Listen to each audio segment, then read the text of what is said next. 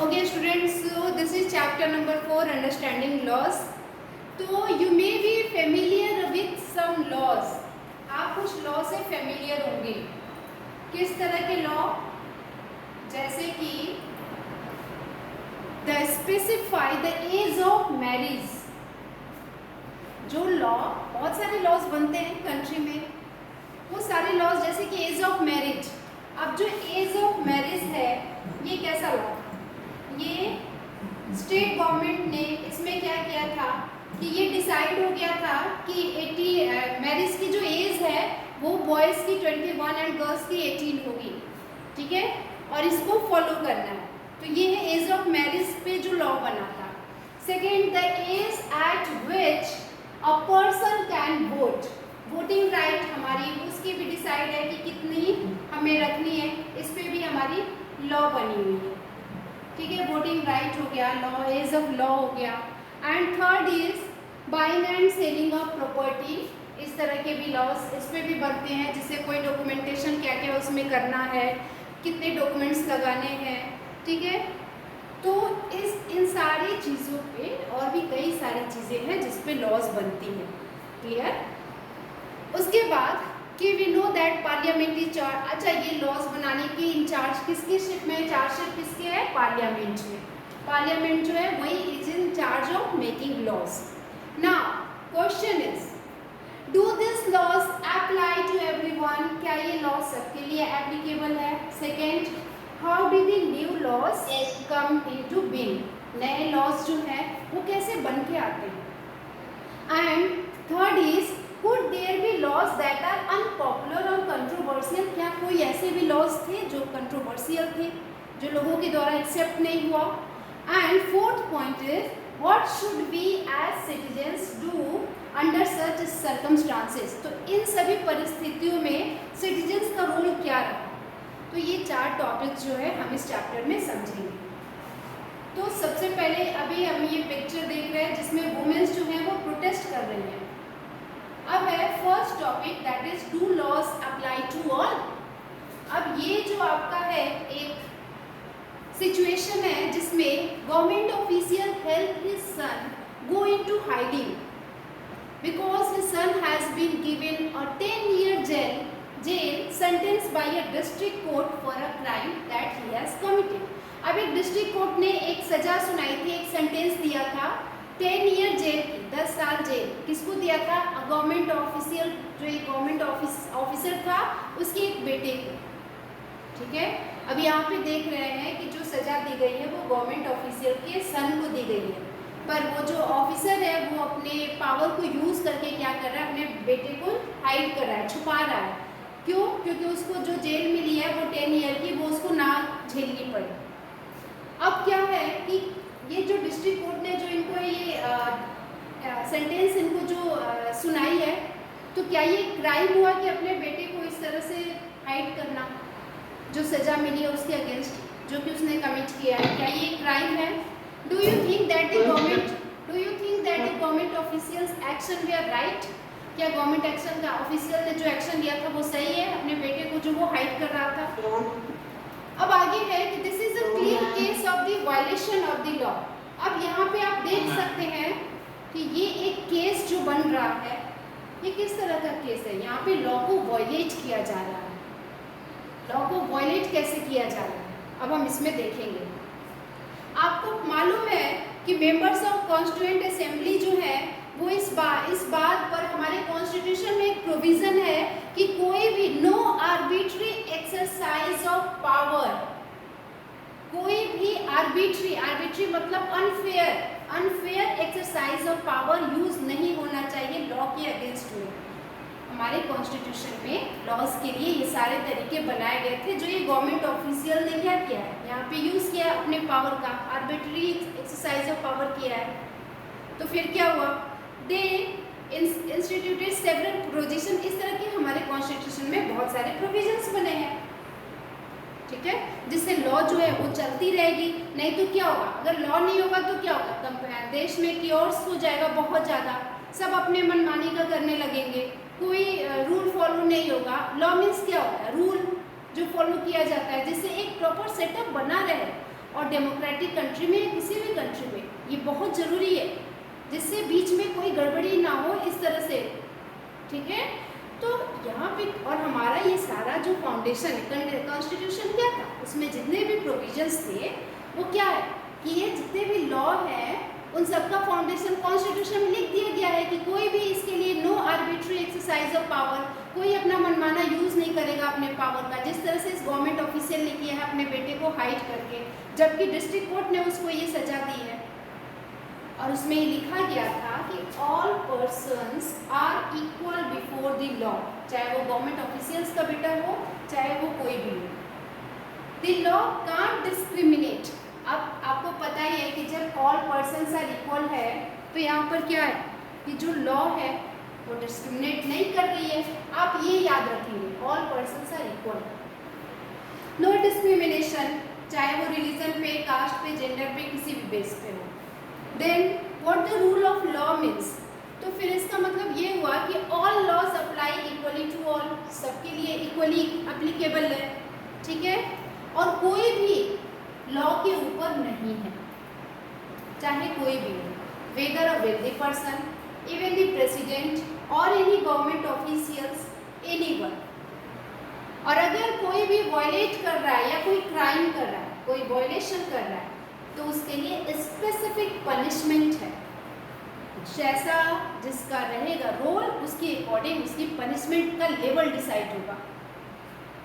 Ancient India में तो ये तो है कि नो डिस्क्रिमिनेशन, लॉ जो है सबके लिए इक्वल है, लॉज आर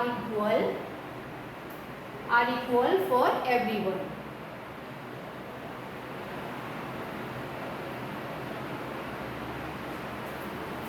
अब इन एंशिएंट इंडिया में क्या है कि there were innumerable and often overlapping laws. बहुत सारे एंशिएंट इंडिया में जो लॉ बने थे तो उसमें क्या था कि मतलब एंशिएंट इंडिया में भी लॉज वगैरह बनते थे, तो क्या होता था, लोकल लॉज होते थे, वहाँ पे कोई गवर्नमेंट नहीं होती थी, जैसे आज के टाइम में डेमोक्रेटिक गवर्नमेंट है, किंग्स वगैरह होते थे, तो वो अपने अपने कानून बनाते थे अपने अपने राज्य को चलाने के लिए, ठीक है। तो यहाँ पे क्या होता था कि अलग अलग कम्युनिटीज़ थी और वो अपना अलग अलग ऑटोनॉमी इंजॉय करती थी। मतलब ये कि एंशिएंट इंडिया में क्या होता था कि जो पनिशमेंट दिया जा रहा है, जो पनिशमेंट मिल रही है लोगों को एक ही क्राइम के लिए, वो अलग अलग होती थी। कैसे? कास्ट बैकग्राउंड पर। एंशिएंट इंडिया में कास्ट वगैरह को देख करके कि लोअर कास्ट का अगर कोई है तो उसको बहुत हार्शली पेनलाइज किया जाता था, ठीक है। तो लॉज तो हमेशा बने हैं, लेकिन अभी एंशिएंट इंडिया में कास्ट को देख के, उसके बैकग्राउंड्स को देख करके चेंज होता रहता था उन लोगों का, और ये हमेशा। लेकिन जब ब्रिटिश कॉलोनीज आए, जब हम लोग ब्रिटिश कॉलोनिस्ट, ये लोग क्या किए, इन्होंने क्या किया, introduce the rule of law in India. ये हमेशा बिलीव किया जाता है कि जो ब्रिटिश कॉलोनिस्ट हैं उन्होंने ही इंट्रोड्यूस किया है इंडिया में लॉ को। अब हिस्टोरियंस जो थे उन्होंने कहा कि नहीं, ऐसा बिल्कुल भी नहीं है, उन्होंने लॉ को इंट्रोड्यूस नहीं किया है, ये डिस्प्यूट हो गया। फिर क्या हुआ, पहली बात ये कि जो कॉलोनियल लॉ है वो आर्बिट्री है, इन लोगों ने जो अपनी लॉ बनाई है ये अपने हिसाब से बनाई है। और सेकेंड थिंग, लॉ तो ऐसा है जो सबके लिए एप्लीकेबल हो, पर इनकी लॉ तो केवल इनके लिए ही बहुत ज़्यादा एडवांटेज थी। अब एक एग्जाम्पल से समझेंगे। रॉलेट एक्ट जब आया था 1919 में, तो उस एक्ट के अकॉर्डिंग जो ब्रिटिश कॉलोनिस्ट ने बनाया था यही कि बिना किसी ट्रायल के, बिना किसी जांच के, लीडर्स अगर गवर्नमेंट के अगेंस्ट कोई प्रोटेस्ट कर रहे हैं, कुछ भी ऐसा कर रहे हैं, तो उनको क्या करना है, उनको तुरंत जेल में डाल देना है, ठीक है। अब यहाँ पे क्या हुआ था कि जो रॉलेट एक्ट आया था उसमें British government to imprison people without due trial, बिना किसी ट्रायल उनको जेल में डाल देना है, ये रॉलेट एक्ट था। इसको ब्लैक एक्ट कहा गया, और इसमें सिर्फ यही था कि अगर किसी ने थोड़ा सा भी गवर्नमेंट के अगेंस्ट कोई मीटिंग कर रहा है और डाउट हो गया तो उसको जेल में डालना। तो इस तरह से हम कह सकते हैं कि जो कॉलोनियल लॉ था वो क्या था, आर्बिट्रेरी था। दूसरी चीज़ क्या थी, जो इंडियन नेशनलिस्ट थे, अपने इंडियन लीडर्स जो थे, उनका रोल बहुत प्रोमिनेंट था। किस लिए? Development of legal sphere in British India. वो बहुत ज़्यादा स्ट्रगल किए थे अपने देश में लॉ को बनाने के लिए। ठीक है, तो इन दो तरीकों से हम कह सकते हैं कि ब्रिटिश कॉलोनिस्ट ने इंडिया में लॉ इंट्रोड्यूस नहीं किया था। वो जो भी करते थे वो उनका आर्बिट्री था, अनफेयर तरीका था। अब एक एग्जाम्पल है, one example of the arbitrariness. उनका एक एग्जाम्पल क्या है आर्बिट्रेरीनेस का? कि द सेडिशन एक्ट ऑफ 1870 का जो सेडिशन एक्ट आया था। अब ये सेडिशन एक्ट क्या है कि एनी पर्सन प्रोटेस्टिंग और criticising the British government could be arrested without due trial. Sedition act क्या था? द सेडिशन एक्ट ऑफ 1870 कि any person who is protest और क्रिटिसाइज द ब्रिटिश गवर्नमेंट, उनको क्या करना है? उनको अरेस्ट कर दीजिए बिना किसी ट्रायल के। ठीक है, अब क्या हुआ कि जो इंडियन नेशनलिस्ट थे, अब वो इस बात के लिए प्रोटेस्ट करना शुरू किए और क्रिटिसाइज किया गवर्नमेंट को कि ये क्या तरीका है, गवर्नमेंट ये क्या कर रही है, हम तो कुछ भी कर सकते हैं, हम अपने हिसाब से काम कर सकते हैं। ठीक है, अब आगे क्या होता है कि by the end of 19th century के लास्ट में आते आते Indian legal profession also began. अब हमारे देश में लीगल प्रोफेशन शुरू हो गया 19th के लास्ट में आते आते। क्या हुआ? किस चीज़ का प्रोफेशन? लीगल प्रोफेशन में क्या था? They began to use law to defend the legal rights of Indians. अब इंडियंस के जो लीगल राइट्स थे उसको डिफेंड करने के लिए, उसको बचाने के लिए लॉ बनना शुरू हुआ। अब देखो, अब इसमें इंडियन जजेस का बहुत ज़्यादा रोल था। अब इसमें क्या है कि अब आप देख रहे हैं कि कुछ नए लॉ जो है वो बन के आ रहे हैं सामने। 19th सेंचुरी के अंकित कुमार, अंकित, शशांक,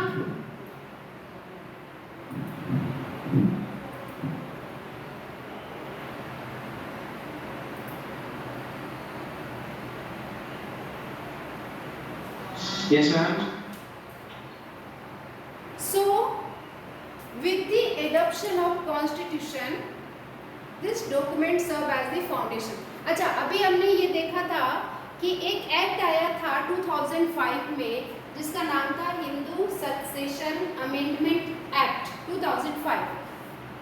इस एक्ट के अकॉर्डिंग ये था कि जितनी भी मदर्स हैं, चाहे जितनी भी वुमेन्स हैं, daughters and their mothers and sons, ये जितने भी लॉ हैं, ये नया जो लॉ आया था हिंदू सक्सेशन अमेंडमेंट एक्ट, इस एक्ट के हिसाब से अब एक प्रॉपर्टी के ऊपर, किसी की फादर की प्रॉपर्टी है तो उनके ऊपर डॉटर का भी, उनकी मदर का, बेटों का, सबका क्या होगा? इक्वल शेयर होगा फैमिली प्रॉपर्टी पे। यही लॉ था कि फैमिली प्रॉपर्टी पे बेटों का ही हक नहीं होगा, डॉटर्स का और उनकी मदर्स का भी इक्वली शेयर होगा। ठीक है, ये लॉ क्यों आया था? ठीक, और भी कई सारे लॉज बने थे, एम्प्लॉयमेंट वगैरह के लिए भी बहुत सारे लॉज बने थे, पोल्यूशन के लिए भी बहुत सारे लॉ बने थे। ठीक है, तो इस तरह से लॉज जो है इंडिया में बनने शुरू हो गए थे। अब क्वेश्चन ये है कि लॉ बन तो रहे हैं, पर हमें ये जानना है कि ये लॉ बनता कैसे है, नए नए लॉज कैसे आ रहे हैं। How do people come to think and propose that a new law is necessary? कैसे लगता था कि लॉ बनाना जरूरी है? तो अभी क्या हुआ कि अब हम ये देखते हैं कि ये नए लॉ जो है ये कैसे बनते हैं, हमारे देश में कैसे बन रहे हैं। अब देखो, बहुत सारे तरीके हैं। सबसे पहले ये होता है कि हमें पता है कि हमारा जो पार्लियामेंट है उसको अपने लोगों की प्रॉब्लम्स के लिए बहुत ज़्यादा सेंसिटिव रहना पड़ता है। क्यों? क्योंकि पार्लियामेंट वो लोग हैं जो हमारे रिप्रेजेंटेटिव चूज़ करके हम पार्लियामेंट में भेजते हैं, तो इसी काम के लिए भेज रहे हैं। अब एक एग्जाम्पल है डोमेस्टिक वायलेंस का। डोमेस्टिक वायलेंस के अगेंस्ट में एक लॉ बना। वो लॉ कैसे बना था आपको एक स्टोरी से यहाँ पे बताया गया है। पहले तो ये डोमेस्टिक वायलेंस का मतलब समझ लो। डोमेस्टिक वायलेंस का मतलब होता है इंजरी और हार्म और थ्रेट ऑफ इंजरी और harm caused by an adult male, usually the husband, against his wife। ठीक है, अब यहाँ पे अगर कोई मेल हस्बैंड है और अपनी वाइफ को मार रहा है, उसको इंजर कर रहा है, उसको हार्म पहुँचा रहा है, या कोई फिजिकली उसको बीट कर रहा है, बहुत ज़्यादा पीट रहा है, ठीक है, या इमोशनली उसको एब्यूज़ कर रहा है, तो ये सब आते हैं डोमेस्टिक वायलेंस में। अब एब्यूज़ का मतलब तो होता है गाली देना, पर ये कैसा है? एब्यूज़ मतलब होता है वर्बल, बोल करके, मतलब उसको शब्दों से जो मार होती है ना, वो वाला। सेक्सुअल एब्यूज़ करना, जो सेक्सुअल हैरेसमेंट करते हैं, ज़बरदस्ती किसी को परेशान करना। और इकोनॉमिक एब्यूज़ में क्या होता है कि उसको उसके जो प्रॉपर्टी है वहाँ तक उसको नहीं पहुँचने देना, उसका पासबुक वगैरह ले लेना, बैंक तक उसकी एक्सेस ना होना।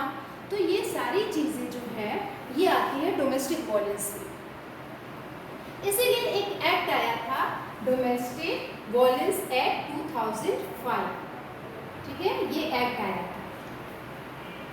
और इस एक्ट में क्या हुआ था कि इस एक्ट में जो डोमेस्टिक था उसमें वो all women, the domestic include all women who live और have lived together in a shared household, जो एक घर में रहती हैं, जो एक शेयर फैमिली में रहती हैं, वो सारी जो है डोमेस्टिक में आ जाएंगी। तो ये तो डोमेस्टिक वायलेंस का डेफिनेशन हुआ। अब हम जरा सा इस स्टोरी के इससे समझते हैं, स्टोरी से थोड़ा सा क्लियर करते हैं कि प्रॉब्लम कहाँ है, कैसे बनती है लॉ।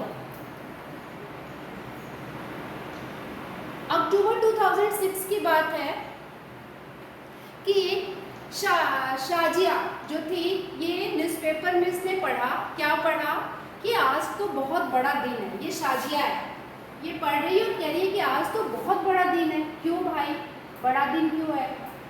इसलिए है कि वो बता रही है, तो ये कह रही है, जो सेकंड वाली, इसने कहा कि not just women, violence free homes will benefit everyone, कि जो वुमेन के लिए उसके अगेंस्ट में क्या किया गया है, वायलेंस फ्री कर दिया गया। अब कोई डोमेस्टिक वायलेंस नहीं होगा, ये शाजिया बता रही है।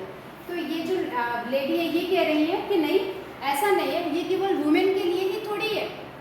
एक वुमेन घर में सफ़र करती है तो उसके साथ पूरी फैमिली सफ़र करती है, तो ये ओवरऑल सबके लिए एक बहुत बड़ा डिसीजन है, एक नया लॉ बन के जो आया है। तो अक्टूबर 2006 में तो लॉ बन के आया था, पर ये लॉ बना कैसे था? अप्रैल 1991 में क्या हुआ था, ठीक है, बहुत पहले, कि ये लोग जो है आपस में बात कर रहे हैं, ये लोग, और ये कह रहे हैं, ये जो है ये कह रहे हैं कि मेरा हस्बैंड मुझे बीट करता है, बहुत मारता है, और मुझे इस बात को शर्म आती है बताने में, ठीक है। तो ये जो दूसरी वाली है ये है, वो कह रही है कि मैं भी बहुत बुरी तरह इल ट्रीटेड की जाती हूँ, घर में मेरे साथ बहुत बुरा व्यवहार होता है, मेरी जो सन और डॉटर इन लॉ है, बेटा और जो बहू है, वो मुझे वर्बली एब्यूज़ करते हैं, बहुत ताने मारते हैं, और मेरा कोई एक्सेस भी नहीं है बैंक अकाउंट तक, वो लोग मुझे निकाल के बाहर कर सकते हैं, ऐसी मेरी हालत हो गई है। तो ये लोग अपने अपने बता रहे हैं। अगर हम इस तरफ आए तो ये कह रहे हैं कि मैं पुलिस की तरफ नहीं जाना चाहती हूँ, मैं पुलिस नहीं जाना चाहती हूँ, पुलिस स्टेशन, ठीक है, मैं बस ये चाहती हूँ कि इस वायलेंस को रोक दिया जाए। सेम यही कह रही है कि मैं भी घर से बाहर नहीं जाना चाहती हूँ, मैं बस चाहती हूँ कि ये चीज़ें ख़त्म हो जाए, वो मुझे अब्यूज़ करना बंद कर दें और हम अपने घर में ही रह सकें। पर ये जिनके पास ये लोग गई हैं वो कह रही है कि हमारे पास ऐसा कोई लॉ नहीं है, इस तरह का कोई लॉ नहीं बना है डोमेस्टिक वायलेंस के लिए। अब क्या हुआ, देखो लॉ शुरू में बनता कैसे है कि पहले बातचीत हो रही है, एक जगह जाके ये बात कर रहे हैं, फिर आगे क्या होता है, थ्रू आउट द 1990, एक साल और पीछे गए तो देखा हमने कि अब ये लोग ये कह रहे हैं कि इस तरह से कुछ वुमेन की ग्रुप बनाई जाए जो बहुत ज़्यादा डोमेस्टिक वायलेंस वायलेटेड हैं, ठीक है, और कुछ हमारे लिए कोई ऐसा हो जो इस बात को सुने और समझे। फिर क्या हुआ कि कुछ साल बाद लॉयर्स कलेक्टिव, कुछ लॉयर्स जो थे उनका ग्रुप था, और लॉ स्टूडेंट्स जो थे उनको लिया गया, एक्टिविस्ट को लिया गया, जो आप देखते हो डोमेस्टिक वायलेंस के अगेंस्ट में जो लोग खड़े होते हैं ह्यूमन राइट्स वाले, तो तो उन सबको एक साथ ले करके एक काउंसलिंग हुई, मतलब काउंसलिंग नहीं, एक मीटिंग हुई और वहाँ पे ड्राफ्ट किया गया। ड्राफ्ट मतलब बनाया गया। क्या बनाया गया? डोमेस्टिक वायलेंस को, कि क्या क्या चीज़ें डोमेस्टिक वायलेंस में होना चाहिए।